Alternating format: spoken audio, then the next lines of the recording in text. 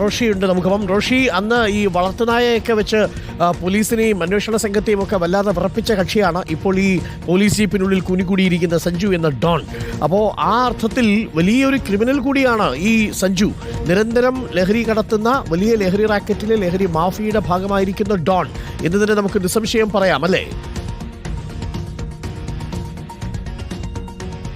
അരുൺകുമാർ, സംശയമില്ല. കാരണം പോലീസും എക്സൈസിന്റെയും ഒക്കെ ഹിറ്റ് ലിസ്റ്റുള്ള മയക്കുമരുന്ന് കച്ചവട ശൃംഖലയുടെ പ്രധാന കണ്ണി മാത്രവുമല്ല ഒരു കുറ്റവാളിയാണ്, സ്ഥിരം കുറ്റവാളി കൂടിയാണ് ഇപ്പോൾ പിടിയിലായ സഞ്ജു. മയക്കുമരുന്ന് വിൽപ്പന അത് പരിശോധിക്കാൻ എത്തിക്കഴിഞ്ഞാൽ പോലീസിനെ എക്സൈസിനെയും ആക്രമിക്കുന്നതും ഈ പട്ടികളെ ഉൾപ്പെടെ അഴിച്ചുവിട്ട് ആക്രമിക്കാനുള്ള നിർദ്ദേശം നൽകുന്ന അത്തരത്തിലുള്ള ഒരു ക്രിമിനൽ പ്രവർത്തനങ്ങൾ നടത്തുന്ന ആൾ കൂടിയാണ്. അതുകൊണ്ട് തന്നെ പോലീസിന്റെയും ഒപ്പം ഈ എക്സൈസിന്റെയും ഒക്കെ നിരീക്ഷണത്തിലാണ്. മയക്കുമരുന്ന് കൂടുതൽ എത്തിച്ച് അവിടെ നിന്നും സംസ്ഥാനത്ത് വിവിധ ഭാഗങ്ങളിലേക്ക് വിതരണം ചെയ്യുന്ന കണ്ണിയിൽ ഏറ്റവും പ്രധാനിയാണ് ഇപ്പോൾ പിടിയിലായത്.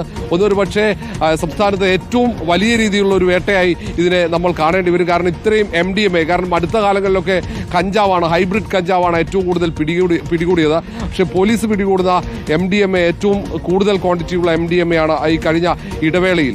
അത് സംസ്ഥാനത്തേക്ക് ഏറ്റവും കൂടുതൽ MDMA ഇപ്പോൾ വിദേശത്ത് നിന്ന് MDMA അടക്കമുള്ള ഹൈബ്രിഡ് കഞ്ചാവ് അടക്കമുള്ള ലഹരി വസ്തുക്കൾ എത്തുന്നത് ഒമാനിൽ നിന്നാണെന്ന് പോലീസും എക്സൈസും ഇപ്പോൾ സ്ഥിരീകരിക്കുന്നുണ്ട്. കഴിഞ്ഞ കരിപ്പൂരിലടക്കം ഏറ്റവും കൂടുതൽ ലഹരി മരുന്ന് എത്തിയത് ഒമാനിൽ നിന്നാണ്. പലപ്പോഴും കരിപ്പൂരിലാണ് ഏറ്റവും കൂടുതൽ മയക്കുമരുന്ന് എയർപോർട്ടിൽ തന്നെ പിടികൂടുന്നത്. അവിടെ പുറത്തേക്ക് എത്തിയാൽ പോലീസ് അല്ലെങ്കിൽ എക്സൈസ് പിടികൂടുന്നുണ്ട്. കാരണം അവർ സ്ഥിരം മയക്കുമരുന്ന് കടത്തുന്നവരൊക്കെ പോലീസിന്റെയും എക്സൈസിന്റെ നിരീക്ഷണത്തിലാണ്. പക്ഷേ തിരുവനന്തപുരം വഴി അങ്ങനെ മയക്കുമരുന്ന് എത്താറില്ല. അതാണ്.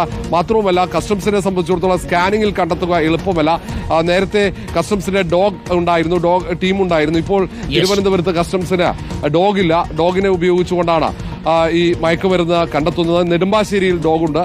അങ്ങനെ ഒന്നുകിൽ രഹസ്യ വിവരം ലഭിക്കണം, അല്ലെങ്കിൽ ഡോഗ് ഇത് പരിശോധിച്ച് അതിൽ സംശയമുള്ള ഈ ബാഗേജുകൾ വിശദമായി പരിശോധിക്കണം. കാരണം മയക്കുമരുന്ന് സ്വർണ്ണം പോലെ എളുപ്പത്തിൽ. Thank you Sunisha. നമ്മൾ ആ സ്പോട്ടിൽ നിന്നുള്ള തത്സമയ ദൃശ്യങ്ങളാണ് പ്രേക്ഷകർ കണ്ടത്. ആ ദൃശ്യങ്ങൾ റിപ്പോർട്ടിൽ മാത്രമാണ് പ്രേക്ഷകർക്ക് കാണാൻ സാധിക്കുക.